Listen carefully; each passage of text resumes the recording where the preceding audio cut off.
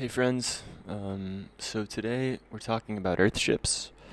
This is something that I think is cool. I think it's fascinating, exciting as well. What else? What other adjectives do I have for it? Uplifting, maybe. I don't know. I just think it's something that is really worthwhile to mention, especially now that I have this cool platform with over 360 subs, which is really exciting, and maybe more. Um, so I just want to talk about this for a second. So Earthships is interesting because it's combining two rather unconnected words. So ship and Earth. Not really. They shouldn't really be connected. Earth and ship. Yeah, so you get, the ship part kind of conjures words like sailing and weather and, sails, motors, rudders, I don't know, all kinds of ship words, and Earth is not. So let's see how they reconcile it. So an Earthship, it's a style of architecture. So it's a style, and it's developed in the 20th century and early 21st. So that's modern era, of course. We're living in the 21st century, if you didn't know. And it was developed by this guy named Michael Reynolds. So Earthships are designed to have a passive solar Earth. Excuse me, I'm going to reread that. So Earthships are designed to behave as passive solar Earth shelters made of both natural and upcycled materials, such as earth-packed tires. So they're designed to behave, so act like passive solar Earth shelters. So I think like a passive solar Earth shelter could also be like a cave, a cave in a mountainside. And we see here that they're designed from natural materials like wood and straw, all kinds of stuff like that, clay, earth, and also upcycled, so stuff like tires, which are from cars, of course. Earthships may feature a variety of amenities and aesthetics and are designed to withstand extreme temperatures of the desert, managing to stay close to 21 degrees Celsius. Now, I find that really hard to believe. So I live in kind of a desert area. It's it's semi-arid, and in the summer it gets quite hot. And I'm noticing that my ambient temperature is about 30 degrees. So that's 10 degrees less. And I was just talking to my girlfriend about how, like, man, we're like at, the ambient temperature sits at around 30 or about 29. And I feel like that's just hot enough for me to be uncomfortable. 21? That's kind of cold. So that's really impressive to me. That is super impressive to me. Wow. Gosh, I'm happy I'm reading this. So it says managing to stay close to 21 regardless of outside weather conditions? I mean, who wouldn't want that? Who in their right mind wouldn't want to have this in the winter and in the summer? How is this not more popular? Okay, so Earthship communities were originally built in the desert of northern New Mexico, near the Rio Grande. The style is spread to small pockets of communities around the globe. In some cases, in spite of legal opposition to its construction and adoption. Reynolds developed the Earthship design after moving to New Mexico and completing his degree in architecture, intending them to be off-the-grid ready houses with minimal reliance on public utilities and fossil fuels. They are constructed to use available natural resources, especially energy from the sun and rainwater. They are designed with thermal mass, which is a really important word to understand this idea, thermal mass. So thermal mass is, in a building, it is a property of the matter of a building that requires a flow of heat in order to change temperature. Okay? Yeah, most writers use that as a synonym for heat capacity, the ability to store thermal heat. So I reckon there are some other things happening here, like, so on the one hand, you want to have thermal mass, and also you don't want to have like thermal bridging. You don't want to allow the heat from the outside to get in. So, the thermal mass acts as like an insulator. But I might be speaking incorrectly. But let's continue. So, thermal mass construction. So, let me just read this from the top. They are designed with thermal mass construction and natural cross ventilation. I think there's a cool image later on that speaks to this idea of cross ventilation. So I think there's a really cool image, and I'll show it in a moment. As to regulate indoor temperature, the designs are intentionally uncomplicated and mainly single story, so that people with little building knowledge can construct them. They can be perceived as a realization of the utopia of autonomous housing and sustainable living. Oh boy. So here we go. This is like I think a typical south and east. So something that I was curious leading into this paragraph, into this article, was the orientation. So there's an interesting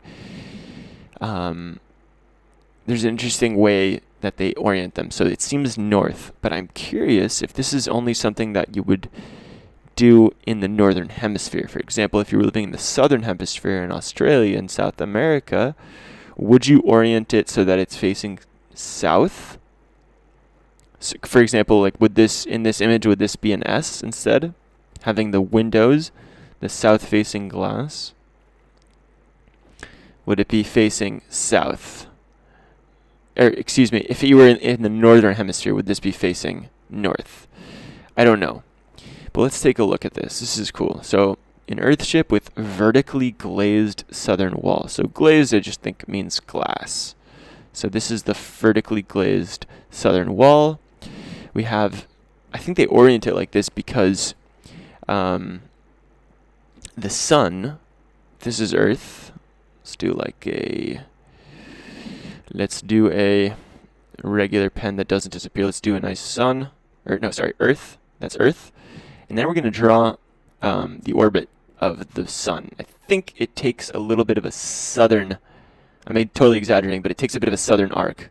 So if that's north and that's south, it goes a little bit south. Meaning, if you have a wall that's oriented to the south, it really catches that sun for most of the day. Okay?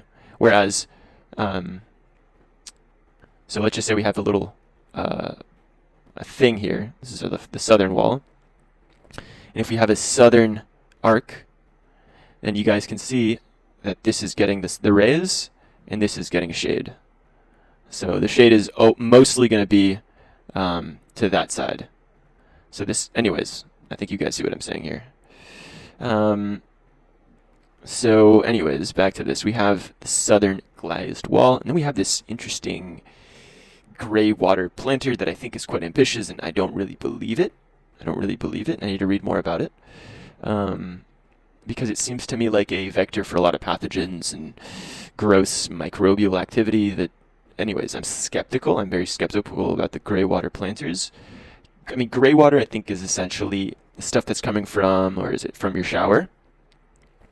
And from your sink. All this kinds of stuff. And the idea is we recycle them. Now, I don't think they're including, like, poo water and, stuff from, like, your bathroom, like urine. I don't think so, at least I hope not. Yeah, I see a septic tank. So I think all that stuff goes in the septic tank and then into some sort of black water planter, it seems. Oh, so they're calling it black water. So they're differentiating the gray from the showers and the black from the toilets. And they have some sort of black water planter, which is cool. I'm just skeptical about gray water stuff. I don't know why. I need to read more into it. But honestly, if it's just shower water and you're using healthy soap, and you're using healthy soap in the kitchen, like healthy, I mean, suitable for plants and whatnot, it doesn't have all kinds of toxic chemicals, then I don't see why you couldn't just grow plants with them. So now that I'm thinking about it for more than 5 seconds, it sounds a bit more reasonable to me. But anyways, the idea is you put them in the south-facing glazed wall because they get a lot of rays and they grow. They grow because, remember, plants need 3 things. They need oxygen for photosynthesis. They need water to absorb and fill up their cells, essentially. The cells that make them up, the eukaryotic cells within their tissues. And they need carbon dioxide. Excuse me, they need sun. That's the last one. And of course, they also need more than that. They need carbon dioxide because that's what they breathe to Did I say oxygen in the beginning? I said oxygen. I meant to say carbon dioxide because they do the opposite of us. They take in carbon dioxide and they spit out O2. Digressing. So anyways, we have the plants here on the south. Makes sense. They get a lot of sun. And then we have this thick thermal mass unit here that surrounding it. We see it. We see the circles. These circles here are tires, I think. Yeah, rammed earth tires. They're filled and rammed with earth. And because they're thick and they have this sort of thickness to them, that I'm curious how much that is. Maybe it's a meter thickness. When the outside gets hot, it takes a very long time for that heat to get to the interior. So hot outside. So you have exterior and interior. A lot of the heat, I guess, gets dissipated in this sort of longitudinal movement here. It gets dissipated into the rammed earth, so on. So this is, I guess, an excellent thermal kind of insulator. Downsides, and these are big downsides that I'm already thinking about. There's no windows, so it's going to be kind of dark inside, I think, which bothers me. But if the upside is having one massive window from every single room and having a 21 degrees temperature all year round, I think it's worth it. It sounds to me like it's worth it. I've been on this picture for a while, so let's take a look at some other ones. This is beautiful, right? Absolutely beautiful. This is the southern glazed wall. There's a cool picture that I saw that showed a cross section. Yeah, look at this. Southern glazed, gray water plants. There we go. This is a really cool illustration. And I think I might sum it up here because it's been a while here. So we see the sun coming in from the south. All the flora is getting that sun. It's sucking up the roots that are connected to the water table. So they're growing, creating beautiful, rich oxygen for the house. There's a small window here. And there's a window here. So this is essentially a greenhouse. This is the room, the main kind of living quarters. We have the tires. So there's tires. There's a lot of more. There's like more earth as well, and there's all of this earth. So now, the thickness is not just the tire. It is this entire thing, which is, I don't know. It seems like multiple meters. It seems like upwards of 5 meters at the base. Depends. There's no scale on this picture, but I don't know what this is. Maybe like a door. But anyways, we have this cool idea where they have a vent here, a tube. Air is drawn in that's hot from outside or cold, but when it goes into this tube, it acts as sort of like a heat exchanger, and the air changes temperature. You could even probably put like fins in there to slow it down a little bit, so it really exchanges its heat with the thermal mass that has quite a stable temperature. And then it blows in, and because it's at the bottom, it's already a good place to input the air because the cold air likes to be at the bottom. And then it's going to start heating up the interior of the place, get hot, and as it gets hot, it's going to kind of vortex and spiral upwards. And what do you know? They put a vent at the top to exhaust this hot air that goes straight up and out. Really cool. Really freaking cool. I love this idea.